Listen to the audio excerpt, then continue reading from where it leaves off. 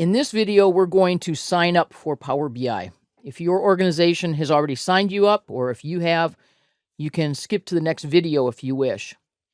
Open your browser and go to powerbi.com, and it will take you to a page like this.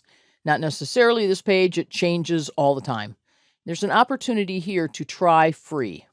And you'll do this if you don't have an organizational account right now. And you'll end up on this try free page and click try free again. And you'll be redirected to a sign up page. You're prompted here to enter your work email address. This can also be a school email address if you wish, an address ending in .com or .edu. Let me show you what happens if I use an address that wouldn't be a valid address. For example, if I enter a Gmail address, for example, or a Hotmail address, what I'll get back is that looks like a personal email address. Enter your work address so we can connect you with others in your company. And don't worry, we won't share your address with anyone. So I'm going to log in using my work email address and click sign up. And in this case, I'm told you're already using this address with another Microsoft service.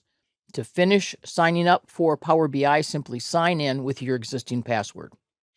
Now, if I don't have any other Microsoft services, then I'll need to provide more information because I'm creating a new account for use with Power BI. So whether you simply need to provide a password or if you need to also enter your name and other information on the next page, you'll be signing into Power BI. One more thought here. Perhaps right now you don't have an organizational email address or you're not allowed to use that address to set up an account and work along with me. You can go to office.microsoft.com and set up a free trial for Microsoft Office 365. And if you do that, you'll have an address that ends with the domain onmicrosoft.com. That address is a valid work address for you to use here with Power BI. I'm going to click sign in at this point,